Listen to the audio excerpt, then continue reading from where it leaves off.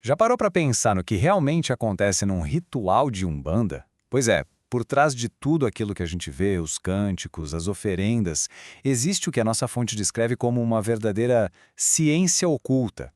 Hoje a gente vai mergulhar fundo para desvendar a base, quase científica, que sustenta essas práticas espirituais. E a pergunta que vai guiar toda a nossa conversa é essa aqui. Por que tantos rituais são feitos sem que as pessoas entendam de fato o porquê? É uma questão que, no fundo, revela um grande mistério no coração de muitas práticas religiosas, né? E olha, essa não é uma preocupação qualquer. A nossa fonte traz uma citação muito forte de mentores espirituais que chegam a dizer que se sentem magoados com a falta de explicação sobre os elementos de magia. Eles falam em um descaso total nesse aspecto, o que nos leva direto para o problema central, uma verdadeira crise de conhecimento entre os próprios praticantes. Isso nos joga direto na nossa primeira parte, a crise do conhecimento.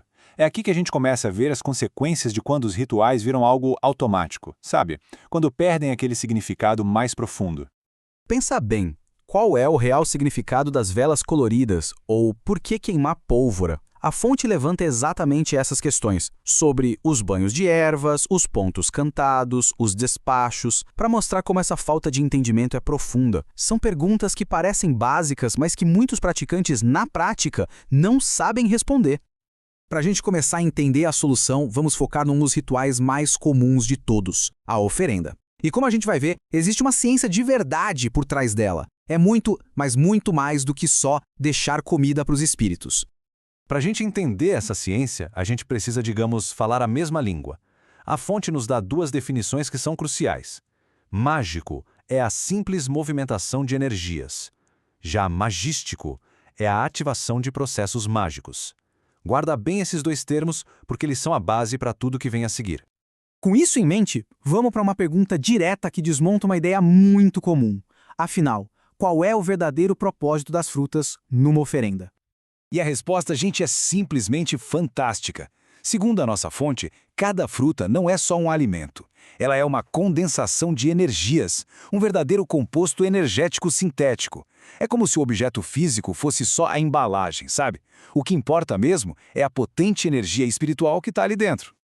Mas como é que essa energia é transformada? O processo que a fonte descreve é de cair o queixo. Primeiro, a fruta fornece esse composto energético. Aí, os espíritos manipulam essa essência, transformando ela no que a fonte chama de plasma astral. Esse plasma, então, é guardado em frascos cristalinos e ativado com uma energia mineral. E o resultado? A energia de uma simples fruta vira uma fonte de poder inesgotável. Basicamente, uma bateria espiritual. Ok, uma bateria espiritual. Mas para quê? Para que serve toda essa energia?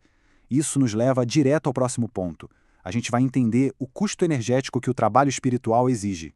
Então, quem exatamente usa essa energia? A fonte deixa bem claro que não é para consumo, tipo um lanchinho para os espíritos, não. É para reabastecer entidades que gastam a própria força vital. Pensa em espíritos curadores, nos encantados, que são seres operando fora da sua dimensão, ou em qualquer ser que atua em ambientes espirituais muito pesados, muito desgastantes.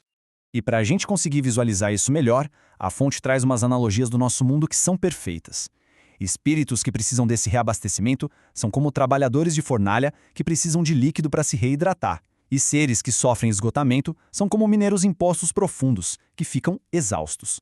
Isso faz a gente entender que o gasto de energia espiritual é uma coisa muito real. Agora, vamos dar um passo para trás e olhar o cenário completo. Essas trocas de energia não acontecem por acaso. Elas fazem parte de um sistema cósmico super organizado, a hierarquia divina. E dentro dessa hierarquia, cada um tem a sua função. A fonte faz uma distinção muito importante entre o Exu de lei e o Exu guardião. Enquanto o Exu de lei é aquele que a gente costuma ver incorporado, dando consulta no plano terreno, o Exu guardião opera num outro nível, guardando mistérios cósmicos e manipulando processos mágicos bem mais complexos. Isso mostra que não é tudo a mesma coisa. Existe uma especialização de funções. E aqui vem o ponto que amarra tudo, a grande sacada. Todas as hierarquias espirituais, não importa se são de polaridade positiva ou negativa, todas elas são governadas pelos orixás. Isso estabelece uma estrutura de comando, um sistema unificado e derruba aquela ideia de que existem entidades agindo por conta própria. Essa estrutura é fascinante. Sob o comando de um orixá central, existe um equilíbrio de forças. De um lado, a gente tem uma hierarquia de esquerda, ou negativa, com os eixos guardiões. Do outro, uma hierarquia de direita, positiva, com guias como os caboclos. É um sistema de dualidade, mas sempre equilibrado e sempre sob um comando único. E tudo isso que a gente viu nos traz de volta ao começo. Agora a gente vai amarrar todas essas pontas para entender por que o conhecimento é a verdadeira chave de tudo. É o poder da intenção. A fonte é muito direta nesse ponto. Olha só essa situação. Uma oferenda ou é feito religiosamente ou não passará de uma panaceia. Orixá Ogum admite panaceias em seus campos vibratórios. Ou seja, fazer o ritual do jeito certo, entendendo o que se está fazendo, não é opcional. É o que faz o ritual ter algum efeito. Então, a grande conclusão é esta. A gente não está falando de superstição, a gente está falando de uma ciência divina.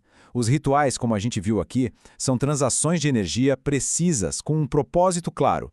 Não são só gestos simbólicos. Entender essa ciência é o verdadeiro alicerce da fé e da prática. E a mensagem final é sobre o nosso próprio poder. O poder de verdade não vem só de fazer o ritual. Ele vem de saber por que ele está sendo feito. O conhecimento transforma um ato de repetição mecânica em um ato de poder consciente.